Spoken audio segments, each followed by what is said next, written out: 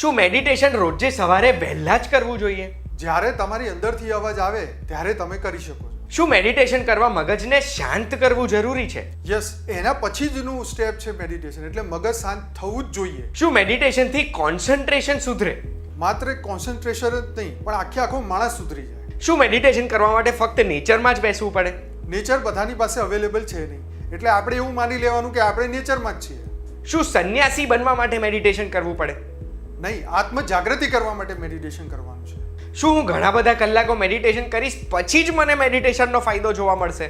જ્યારે તમારી અંદરથી અવાજ આવે ત્યારે તમે કરી શકો છો. મેડિટેશનના ફાયદા બહુ જ છે, રાઈટ? તમારે જો જાણવું હોય તો આખો વિડીયો જુઓ.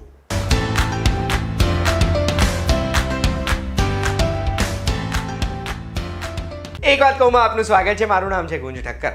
તમે સમજી જ ગયા છો કે આજે મેડિટેશનને લાગતા વળગતા પ્રશ્નો મને થયા છે, અને આ પ્રશ્ન થવાનું એક મુખ્ય કારણ છે. આજે એટલા બધા ડિસ્ટ્રેક્શન છે આપણી ચારેય બાજુ, અને એ ડિસ્ટ્રેક્શનને દૂર કરવા માટે આપણા મગજને સંતુલિત કરવું જરૂરી છે. અને મગજ સંતુલિત કરવા માટે મને ખબર પડી છે કે મેડિટેશન કરવાથી ઘણો ફાયદો થાય છે. હવે મેડિટેશનને લાગતા વળગતા દરેક પ્રશ્ન પૂછવા માટે હું આવ્યો છું શ્રી અનંતભાઈ પટેલ જોડે, જે મોટિવેશનલ સ્પીકર છે, સ્પિરિચ્યુઅલ સ્પીકર છે, અને 10 વર્ષથી અને આ મેડિટેશનને બીજા ઘણા બધા વસ્તુઓના ફાયદા બાપુજી દશરથભાઈ પટેલ નામની એક યુટ્યુબ ચેનલથી લોકો સુધી પહોંચાડી રહ્યા છે. સૌથી પહેલાં તો thank you so much sir, તમે અમને સમય આપ્યો છે. પરમ શાંતિ. પરમ શાંતિ. તમને હું સૌથી પહેલા પ્રશ્ન જે પૂછવા માંગુ છું ને, એ પ્રશ્ન એ છે કે આ મેડિટેશનનો મતલબ શું છે? જો મેડિટેશનનો મતલબ છે કે આમ જોવા જો મેડિટેશન એટલે કનેક્શન, યોગ એટલે કનેક્શન. કોની જોડે? આત્માનું પરમાત્મા સાથે કનેક્શન. પણ સૌથી પહેલાં તો અત્યારે આત્મા ઉપર ફોકસ કરવાનું છે, રાઈટ? કારણ કે આત્માની જાગૃતિ માટે મેડિટેશન કરવાનું છે, રાઈટ? તો મેડિટેશનનો મતલબ છે કે આપણે પોતાના દિવ્ય સ્વરૂપને ઓળખીએ અને એની ઉપર ફોકસ કરીએ, અને આપણે હું મન નથી, હું બુદ્ધિ નથી, હું સંસ્કાર નથી, પણ હું એક દિવ્ય આત્મા છું, એ સાથે આપણે એ હેતુથી મેડિટેશન કરવાનું છે. તમે જે વાત કરી કે આપણે ફોકસ કરવાનું છે આપણી આત્મા ઉપર, તો એ આપણે કઈ રીતે ઘરે બેઠા એક માણસ મેડિટેશન કઈ રીતે કરી શકે? સાચી રીત શું છે? જો સાચી રીત એ છે કે સૌથી પહેલા તો આપણે અત્યારે છે, આપણે જે શરીર બુદ્ધિ દેહ ભાનનો અભ્યાસ છે કે હું એક વ્યક્તિ છું, એક મનુષ્ય છું, એક પુરુષ છું, એક પાવરફુલ વ્યક્તિ છું, મારી પાસે આ ડિગ્રી છે, મારી પાસે આ છે, તો આપણી પાસે આનો અભ્યાસ થયો છે. તો અભ્યાસ હવે શું કરવાનો છે કે હું એક આત્મા છું, હું દિવ્ય આત્મા છું, હું ચૈતન્ય આત્મા છું, હું જાગ્રત આત્મા છું, પરમ પ્રકાશની આત્મા છું. તો એ અભ્યાસ કરવાનો છે કે મારું સ્વરૂપ શું છે. હું એ સ્વરૂપને જાગૃતિ માટે થઈને હું આ યોગ કરવાનો છું. યોગ મતલબ કનેક્શન, આત્માનું પરમાત્મા સાથે કનેક્શન, રાઈટ? તો એને કહેવાય યોગ, એને કહેવાય મેડિટેશન. અત્યારે દરેક ધર્મની અંદર યોગ શીખવાડે છે, પણ બધાએ પોતપોતાની ડેફિનેશન આપી છે. પણ અલ્ટિમેટલી અષ્ટાંગ યોગની વાત કરીએ તો એની અંદર યમ, નિયમ, આસન, પ્રાણાયામ, પ્રત્યાહાર, સાધના, નિયમ અને સમાધિ. તો આ બધા અંગને ફોલો કરતા કરતા કરતા જ્યારે માણસ સમાધિમાં પહોંચે ત્યારે પરમાત્મા સ્વરૂપને ધારણ કરે છે. એટલે તો કહ્યું કે શિવોહમ, રાઈટ? શિવોહમ અહમ બ્રહ્માસ્મિ. એ એટલા માટે કહ્યું કે તમે તમારા દિવ્ય સ્વરૂપને ઓળખો. એ ક્યારે થાય? જ્યારે આપણે આ બધું યમ, નિયમ, આસન ને બધું ફોલો કરતા જઈએ ત્યારે. હવે એ ઘરે રહીને હું કઈ રીતે કરી શકું? યસ, તો કર્મયોગી બનીને, જેમ ભગવાન કૃષ્ણે કહ્યું કે કર્મયોગી બનીને તમારે ઘર ગૃહસ્થમાં રહીને તમારે આત્મા અને સ્વરૂપને યાદ કરીને પરમાત્માની સાથે એમની યાદમાં સમય કાઢવાનો છે. તો એ છે યોગ. અને જો કોઈ વ્યક્તિ મેડિટેશન કરવા માંગે તો એના માટે કરવાનું એ છે કે સૌથી પહેલાં અવેરનેસ, જાગૃતિ, કે મારે કરવાનું શું છે એની ઉપર ફોકસ કરવાનું, કે મારે ધ્યાન કરવું છે, મારે પરમાત્માને યાદ કરવા છે, મારે દિવ્ય સ્વરૂપને ઓળખવું છે.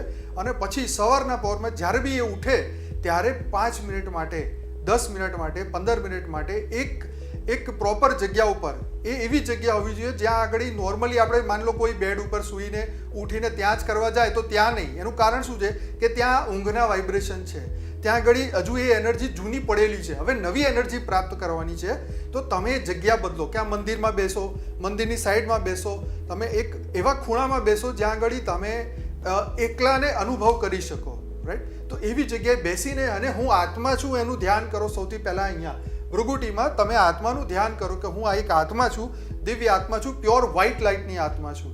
અને ધીરે ધીરે ધીરે બધા વિચારો બંધ કરીને કોન્સન્ટ્રેટ કરતાં કરતાં એક જ વિચાર, એક જ ધ્યાન, બસ હું એક આત્મા છું, હું એક દિવ્ય આત્મા છું, ચૈતન્ય આત્મા છું, પરમ લાઇટ, પરમ પ્રકાશની આત્મા છું, અને મારી ભીતર પરમ શાંતિ છે, રાઈટ? એ રીતે અમુક આ રીતે કરતાં કરતાં કરતાં તમે ધ્યાનમાં જતા રહેશું. હવે આજે આપણે ધ્યાન કરી રહ્યા છે કે હું એક આત્મા છું, ત્યારે આપણે કંઈ બોલવાનું હોય ખરું? નહીં, જો આ એક સંકલ્પોની ભાષા છે, એક આ મનની ભાષા છે. ભગવાનની સાથે જોડાવા માટે મનની ભાષા હોય, રાઈટ? તો આપણે વિચાર કરવાનો છે, સંકલ્પ કરવાનો છે. આ સંકલ્પની ભાષા છે, બરાબર? તો હવે સંકલ્પ શું કરવાનો છે કે હું એક દિવ્ય આત્મા છું, એક ચૈતન્ય આત્મા છું, હું પરમાત્માનો અંશ છું, રાઈટ? હવે મારે હું એનો અંશ છું, હું અને પરમાત્મા એક સમાન છીએ, બરાબર? દ્વૈત અને અદ્વૈતમાંની ઝઘડામાંથી બહાર નીકળવાનું છે કે એ અલગ છે ને હું અલગ છું. સોહમની સાધના હોય. જેવો હું એવા જેવા તે એવો હું. સોહમ જૈસે વો વૈસે હમ, રાઈટ? તો આ બધી વસ્તુ તમારે વધારે ડિટેલમાં જાણવી હોય તો લોકડાઉનથી, જ્યારે મોદી સાહેબે લોકડાઉન ચાલુ કર્યું એ દિવસથી રાત્રે મેં બી લાઈવ મેડિટેશન શરૂ કર્યું અને ડેઈલી લગભગ 700-800 લોકો અમે બેસીને રાતે 10 થી 11 લાઈવ મેડિટેશનનું અમે અમારી યુટ્યુબ ચેનલ ઉપર અમે ડેલી પ્રોગ્રામ કરીએ છીએ અને તમે ડેલી અમારી સાથે જોડાઈ શકો છો. ગઈકાલ સુધીમાં 815 એપિસોડ થઈ ગયા છે અને દેશ વિદેશથી બધા જોડાઈને પોતાના આત્માની જાગૃતિ માટે, વિશ્વમાં પરમ શાંતિ ફેલાય એના માટે અમે બધા ભેગા થઈને મેડિટેશન કરીએ છીએ. આ બહુ જ સારું નોલેજ તમે સ્પ્રેડ કરી રહ્યા છો. હવે આ મેડિટેશનને લઈને નેક્સ્ટ પ્રશ્ન મારો એ છે કે અગર મેડિટેશન કરવા બેસીએ છીએ તો એવી કોઈ વસ્તુઓ છે જે અવોઇડ કરવી જોઈએ અમારે? યસ. તો પહેલી વસ્તુ એ કે પહેલાં તો ચિંતા, ટેન્શન, સ્ટ્રેસ, તણાવથી મુક્ત થવું બહુ જ જરૂરી છે. જ્યાં સુધી મગજની અંદર આ બધા વિચાર ચાલશે કે કાલે ક્યાં જઈશું, કાલનો શું પ્રોગ્રામ છે, પેલો આવશે કે નહીં, પહેલાં ચેક આપવાનું છે, આમ બાકી છે, તેમ બાકી છે, આ બધા વિચારોથી બહાર નીકળવાનું. નહીં તો શું થઈ જશે કે એ તમારો યોગ નહીં રહે, બરાબર? એ વિયોગ થઈ જશે, એ બીજું કંઈક થઈ જશે.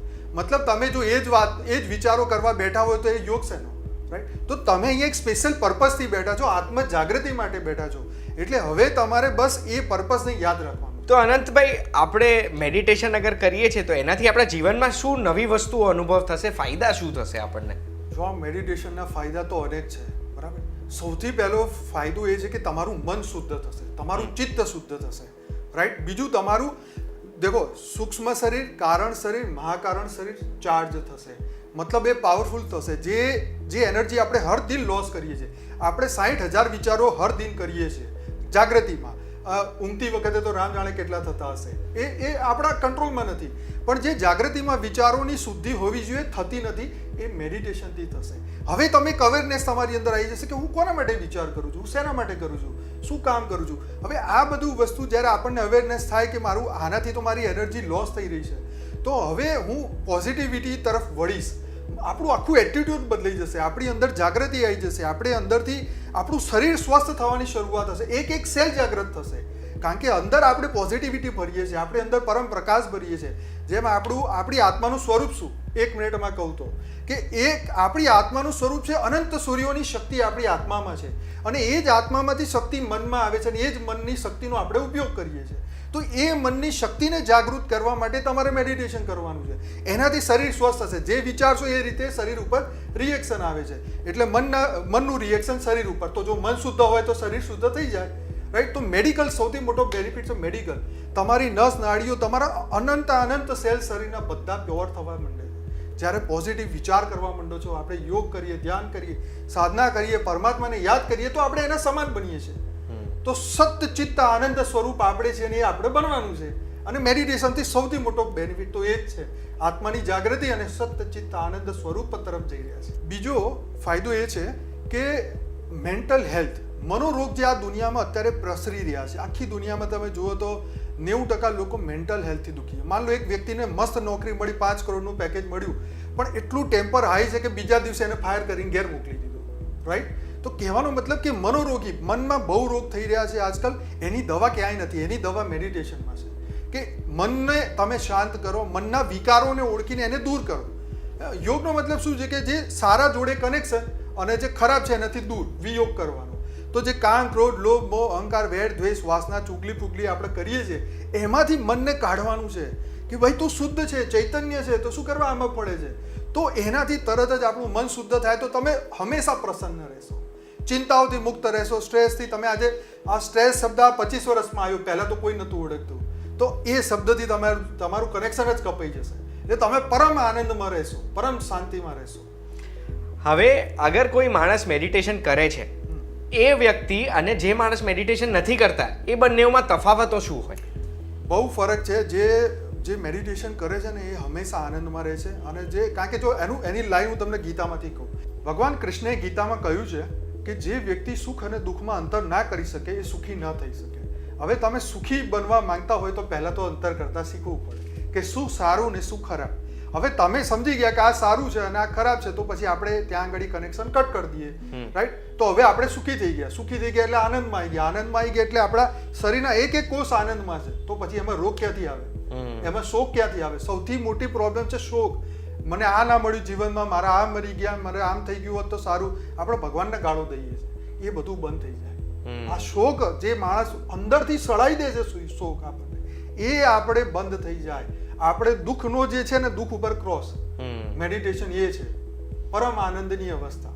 એટલે મેડિટેશન ચાલુ કરીશું તો આપણે જીવનમાં આનંદમય રહીશું. Definitely yes.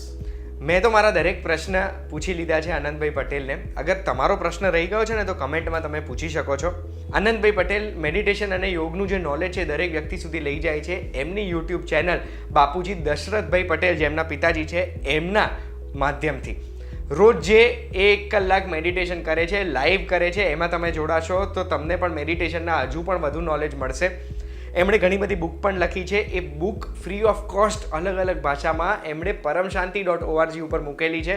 એ બુક્સ પણ તમારે વાંચવી હોય તો આ વેબસાઇટ ઉપરથી તમે વાંચી શકો છો. તમે જે બુક્સની વાત કરી, અમારી પરમ શાંતિ www.paramshanti.org વેબસાઇટ ઉપર અમારી ઘણી બધી બુક્સ અવેલેબલ છે, એ બી ફ્રીમાં, રાઈટ? એમાંથી સૌથી મસ્ત બુક અમારી હમણાં જ લોન્ચ થઈ છે, લાઈફ ઇન મલ્ટીવર્સ. આ બુક જે છે 10 ભાષાઓમાં છે, તમે ફ્રી ડાઉનલોડ કરો. આની અંદર અનંત બ્રહ્માંડોનું રહસ્ય સમજાયેલું છે. બ્રહ્માજીના બીજા પરાર્થમાં 180 કરોડ વર્ષ નીકળી ચૂક્યા છે, રાઈટ? અને આપણે હજુ બી મનુષ્ય છે, તો આત્મજાગૃતિ થશે તો આપણે આગળ વધીશું. તો એના માટે આ બુક જરૂરથી વાંચો, ફ્રીમાં અવેલેબલ છે વેબસાઇટ ઉપર. પરમ શાંતિ. થેન્ક યુ સો મચ, તમે અમને દરેક પ્રશ્નનો જવાબ આપ્યો. Thank you. આપણે એક વાત કહુંમાં ફરી મળીશું. ધન્યવાદ.